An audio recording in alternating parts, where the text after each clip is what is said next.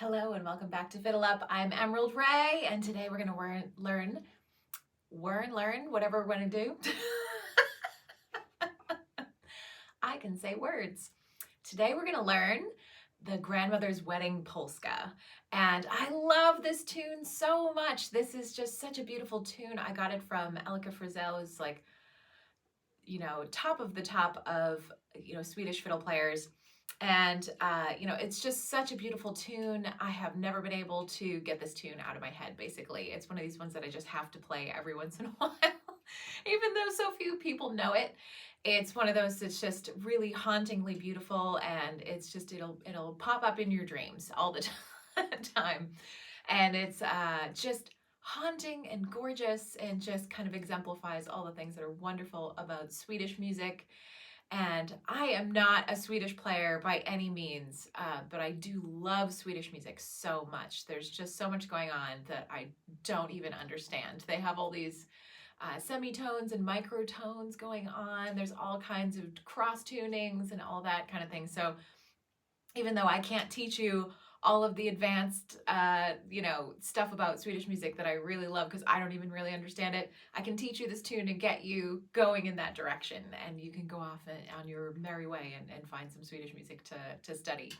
Part of it is a language barrier, I think. There's like so much of Celtic and American music that you can learn, but studying Swedish music, you'd have to go to Sweden and learn Swedish, I would imagine, even though a lot of people speak English there. It's one of those things that's like, it's kind of not as readily available, around these parts, So, but I love just the ancient qualities of it are really some of the things that I love about Celtic music that I feel have been lost over the years, that still exist in abundance in Scandinavian music. So I am in a cross tuning here. I am in A, D, A, E, and so you're going to want to take your G string and bring it up to an A. So let's bring it up one whole step. So we have a nice A on the bottom instead of G.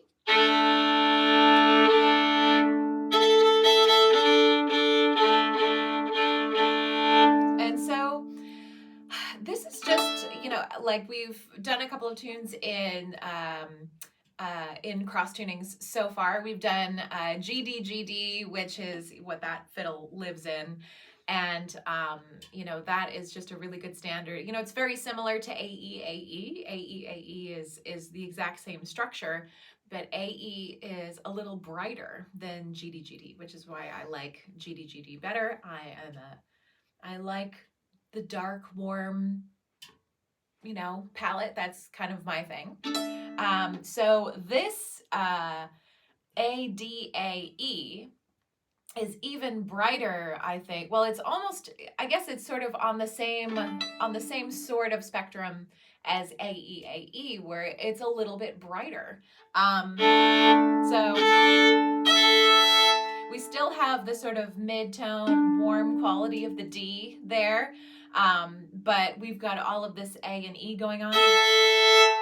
You see how there's something about it that feels bright and sparkly to me. So this tune is in D minor, and we are going to start off with an A major chord, actually. So the first chord is weirdly not the what key the tune is in. That's very unusual, but it's part of what makes the tune sound so cool. So I'm starting off with a fourth finger on my A, on my D, so I'm getting a really nice unison on all three bottom strings, which is really cool. And I'm adding a C sharp to my A string there.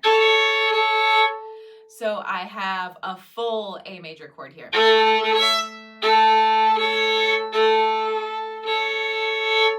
So that is where we're starting with the beginning part of this tune. So you might want to kind of get used to that finger shape if you're not used to it. It's there's a lot there's a lot of to get your fourth finger going on the two bottom strings. is something that people don't often think about. It's something that doesn't happen quite as often, but it's really, really good for your hand to make sure you can do a solid fourth finger on those bottom strings. So this tune is a polska, and we should talk about the timing before we get into this tune, because it's polskas are sort of are in 3/4-ish. I don't actually know how they're written down. I know how they're played, but again, I've actually I don't think I've ever actually seen one written down. They might be in 3/4. I'm sure they probably are. But it doesn't feel like a waltz. It doesn't feel like 1, 2, 3, 1, 2, 3, 1, 2, 3, 1, 2, 3. It has this 1, 2, 3, 1, 2, 3, 1, 2, 3, 1, 2, 3 feel. And so it has to do with how the dance, the polska itself, is done. And I've only done this in a couple of times, and it's one of those things that again is really hard to find. So I would go off and find some people that are dancing polskas. I can kind of mimic it, but I wish I had a better understanding of the actual dance move here. I talk so much about dancing and I feel like there's parts of this dance that I don't quite understand yet.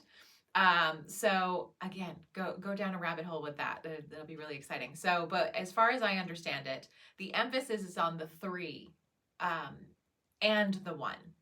So it's 1, 2, 3, 1, 2, 3, 1, 2, 3, 1, 2, 3, 1, 2. So to me, it almost feels like 1, 2, 3, 1, 2, 3, 1, 2, 3, 1, 2, 3, where it's almost like the emphasis on the 1, and the 2 and 3 are almost like kind of a decaying emphasis there, and then you come back to the 1. Feels very cyclical. And the 3, 1, 2, 3, 1, 2, 3 almost feels a little bit lopsided. And I don't mean that in a bad way. It just, that's how I think about it. So I can kind of get into it. It almost feels like there's an extra piece. So it almost can feel a little bit like the tune is crooked.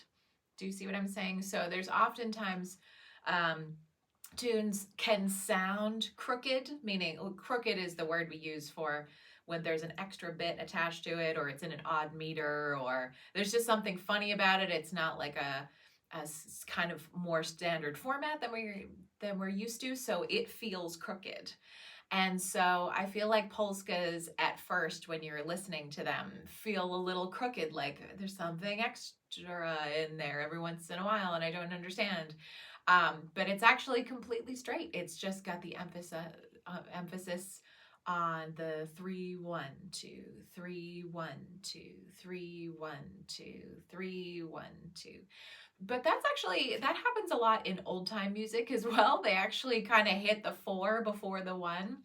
When you are studying old time bowing and things like that, they will tell you, to anticipate the 1. So I think this is just kind of an ancient thing where, yeah, the 1 is, the 1 is there. We come down on the 1. We know where the 1 is. We don't need to worry about it. It's not quite as in a neat little package like a lot of Western music is, and how a lot of Western music is taught as well.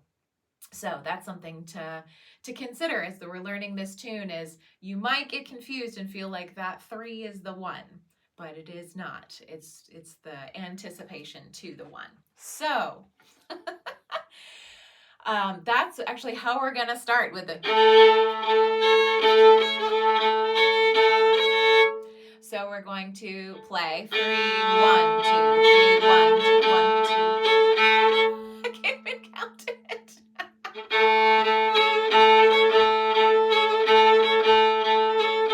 1, 3, 1, 3, 1, 3, 1, 3, 1. Okay, now we're sorted out. So it's, yeah, just use your ears here. 3,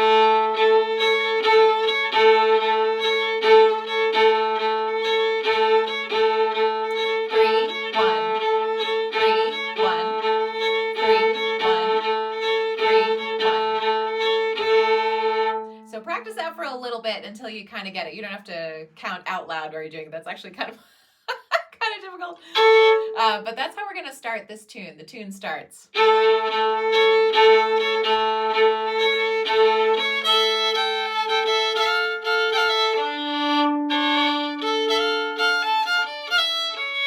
So that's where we're going with this. So we have down, down, up, down, up, down, down, up, down. No, sorry. Down, up, down, down, up, down.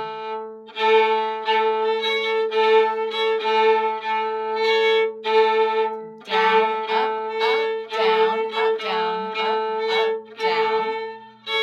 And then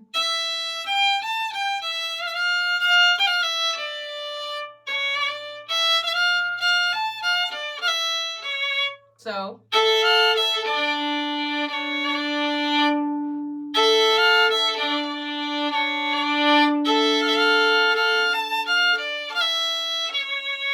there's a lot of these little single trills and double trills in Swedish music, and that's what I'm trying to emulate there.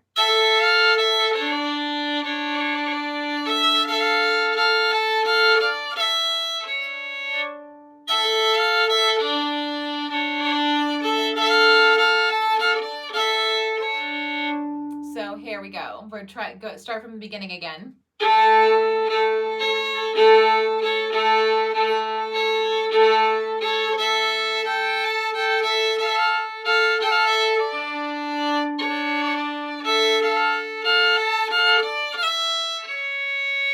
So let's try that again. So we're starting from the A major here.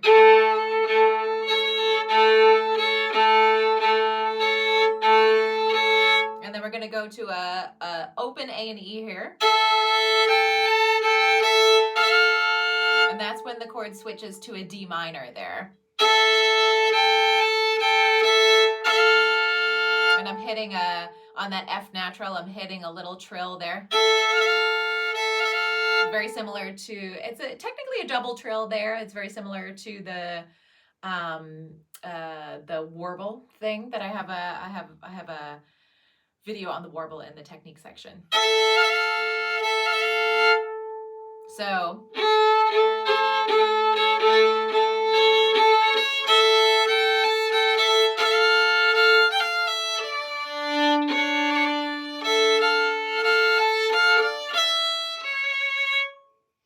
so here we go.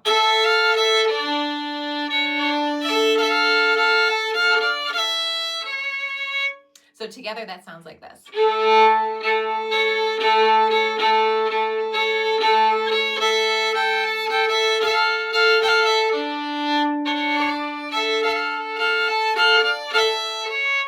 And then we're going into that A major again.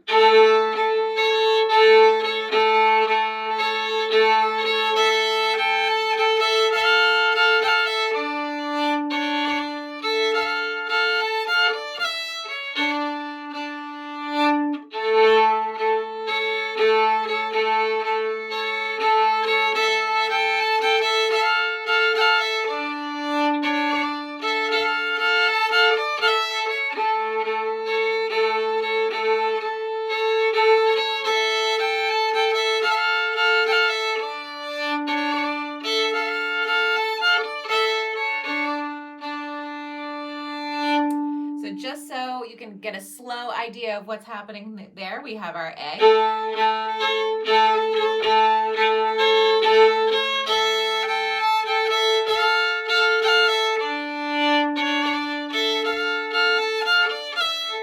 And then we go into the beginning again. And then it continues on very similarly.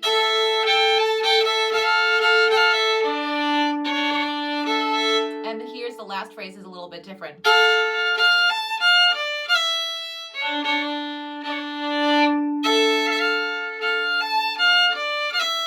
And I'm doing a little pull off there because it's kind of adding to the mystique there.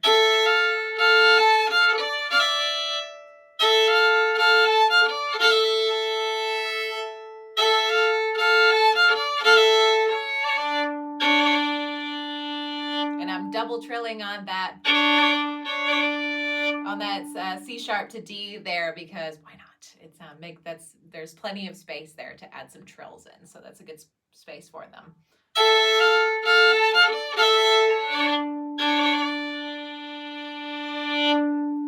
Woohoo! Okay, so we have the A part there. Thanks for hanging in there with this weird timing. It's kind of one of those things where you just gotta listen a bunch of times.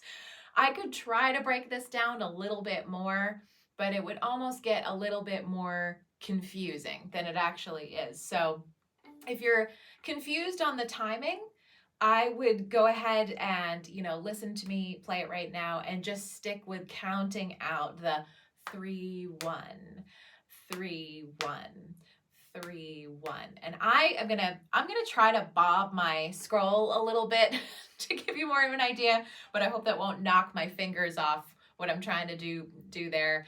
But just go back to 3, 1, 3, 1, because once you've really gotten a handle on that, then where the notes are and how the melody is falling will click and make a lot more sense. So if you don't feel like you have a good sense of that 3, 1 thing, then definitely go back because it all hinges on that. So believe me, I've tried to dive into many an odd meter tune, and I'm like, I'll figure it out. And I'm good at learning melodies. I will figure it. But if you don't have that timing, it doesn't actually make sense. And I know that sounds really obvious, but speaking from experience here of having to slow myself down, it can be very humbling sometimes when you realize something is a lot simpler than your brain was trying to make it. So let's try it. And so let's try it again, really slow.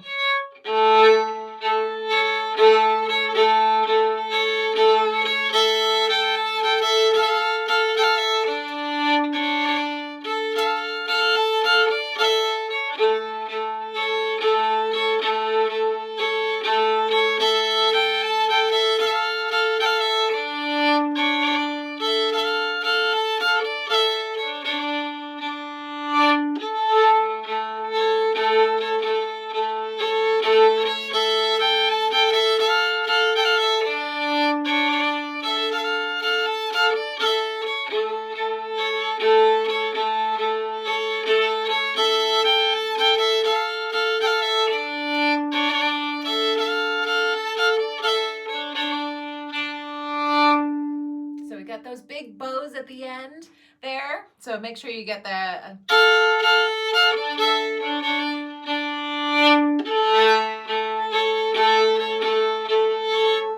so yeah, those that feels very slow and like a big deal it is. Make sure you're properly counting there. So let's move on to the B part here. This is gonna feel a little easier compared to that because you don't have that crazy shape going all the time. That's kind of taxing on your hand. But we are gonna do a little bit of fancy fourth finger stuff. We're gonna do an extension, which is really fun. So we have a high A here up on the top E string.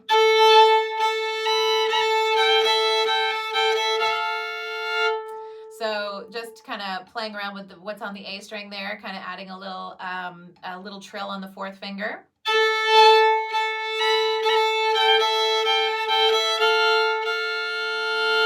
Let's try that one more time. And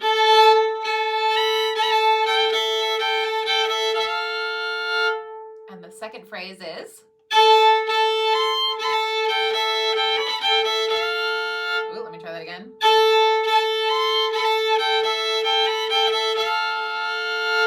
So what's happening there is I'm actually reaching up to the B.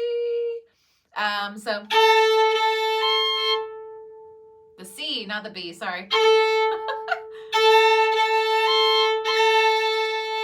And I'm trying to do a little trill in there too, why not?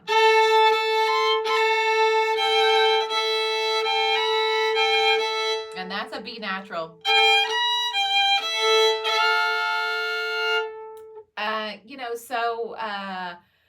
I think that was probably in the original recording that I got this off of. But it's you could play it like this.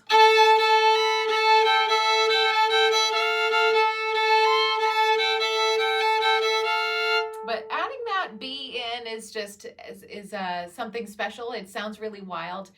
It's very similar to the wild bee that exists in Cape Breton music, which of course comes from Scotland. The wild bee thing is like this kind of, yeah, it's just a wild, wild bee natural that happens sometimes in random places. So I would consider this a wild bee.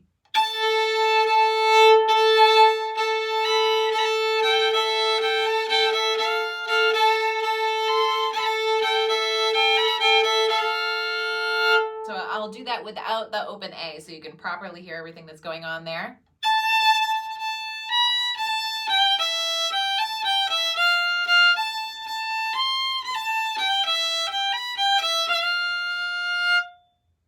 Okay, so after that, we have very similar things to the A part.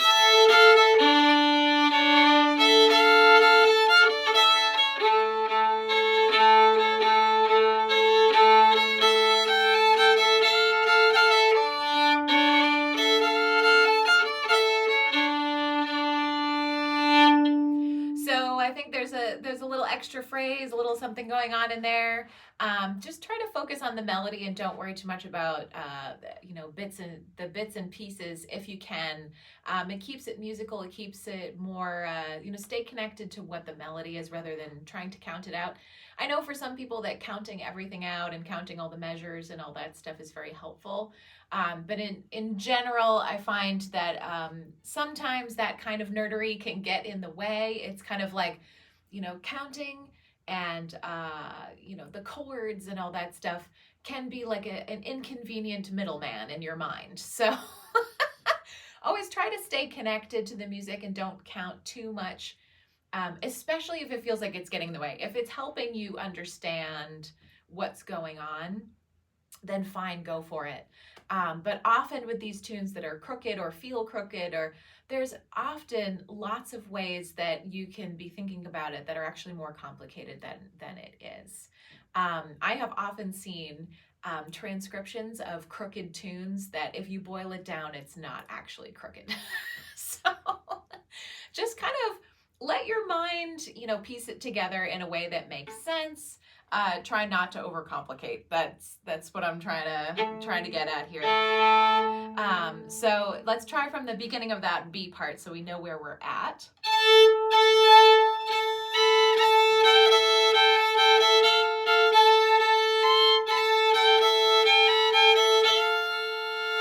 And then we're going back into sections of the A part here.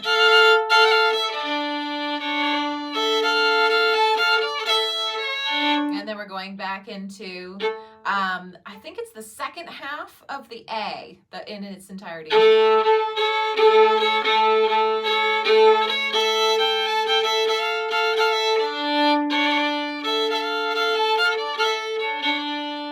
then back into the B.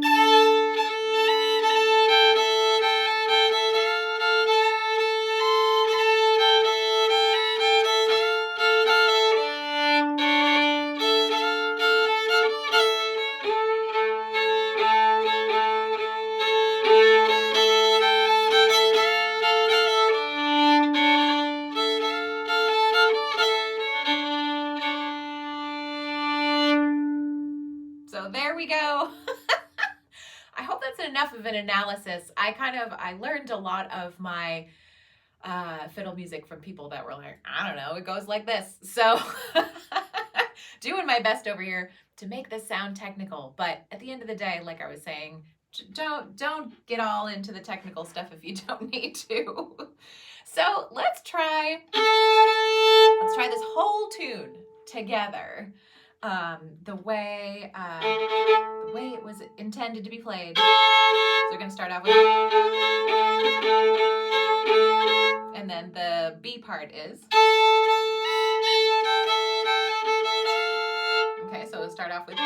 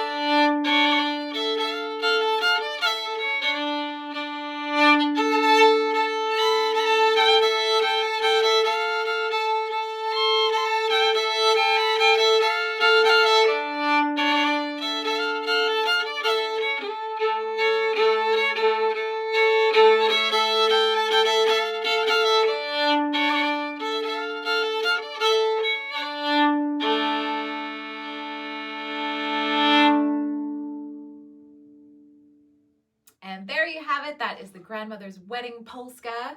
And I don't know who the grandmother was, but she was getting married and it was very, very exciting apparently. So I hope you enjoyed this tune as much as I do. I hope you share it with your friends and spread it around and get into some Swedish fiddle music. And I will see you in the next video.